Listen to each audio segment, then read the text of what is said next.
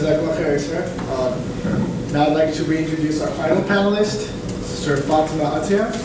Fatima is a fourth-year student here at Wilfrid Laurier University and completing her double major in religion, culture, philosophy, as well as a Muslim studies option.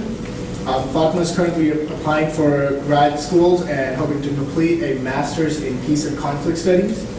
She's an active member in the Muslim community on campus and currently taking up the role of vice president in the MSA, as well as an active member of the general KW community. She mentors high school-aged girls and is working as a teacher's assistant at the Al-Huda Weekend Islamic School. She's also the co-president of Laurier for Palestine. Fatima is a Canadian-born Ottawa native who lived 8 years in the US and moved back to Canada shortly after 9/11. Please welcome Fatima.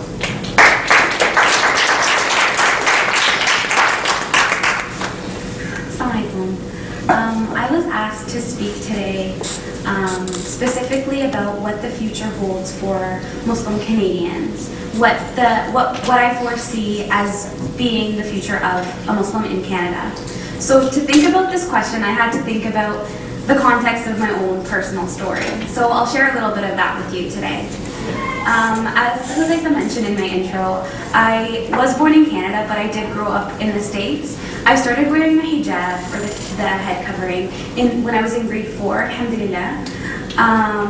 And I remember we were the only Muslim family in our city. My father's sitting over here, so I'm just going to keep looking over at him.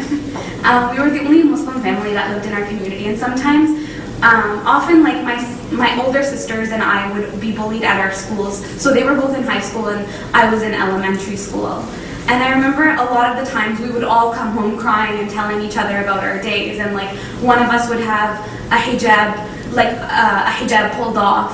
I remember one time specifically, a girl in my grade 7 class pulled off my hijab, and when I asked her why she did, she told me she was trying to protect me. So this was kind of the mentality, and often my sisters would have garbage thrown at them, or different things would happen to them. And I remember when we'd come home and ask our parents, like, why do we even live in this country? Like, we're not even welcome here. I remember my father would smile at us and tell us that we're ambassadors of Islam. That if we're not going to be here, like showing people what Islam is, then who is? And those words stuck with me until, alhamdulillah, until today. And I want to share those words with everybody else because they're really important. So after 9/11, my family was not treated very well in the States, and shortly thereafter we were forced to leave. Alhamdulillah, we were Canadian citizens, so we were able to come back here and we didn't have to go back to Egypt. So that was like our hardships. So I'm currently in my 4th year of university. 13 years after I began wearing the hijab, where I'm still approached a lot of the time by other students or just people I see in the community asking me questions about my faith. After talking to me for a long time, I often get the question, why are you following such a pre-modern tradition if you're educated?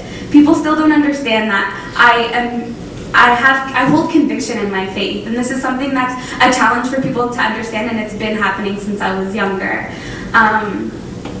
And if somebody doesn't know who I am or they've never spoken to me before, a lot of the times the questions become even more ignorant, if you can imagine. To me, however, the ignorance and lack of critical thinking is a much more oppressive regime than my head covering or any body covering.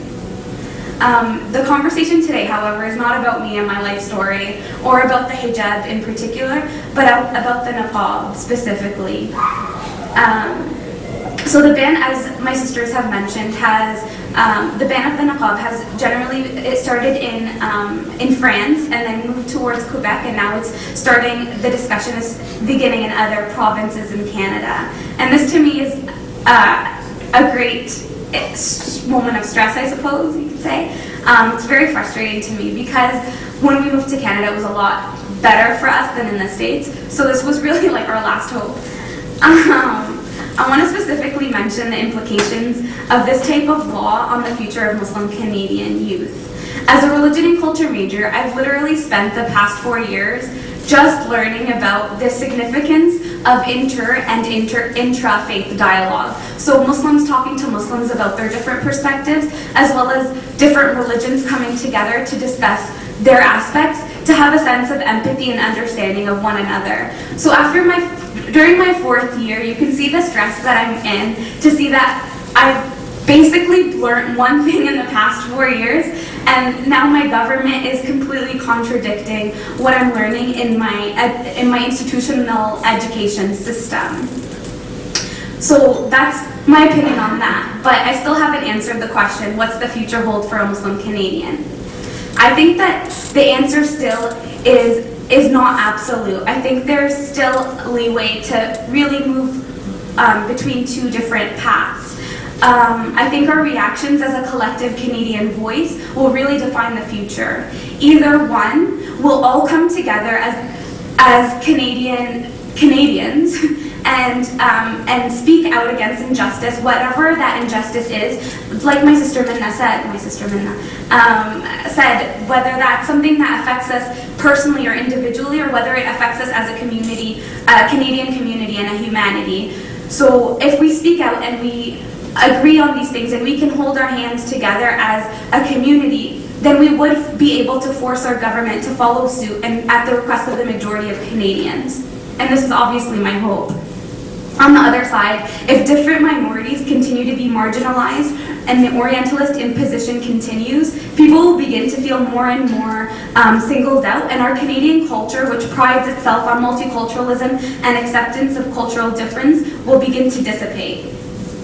My question as well is, if the niqab, and that was something that Sister Esma brought up, if today is the niqab, what's going to happen tomorrow?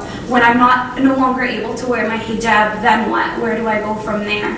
So we're really all in the same struggle, because whether it's the niqab or the hijab or any other issue that faces any other individual, religion, culture, then really what are we going to do if we don't stand up for one another today? Thank you.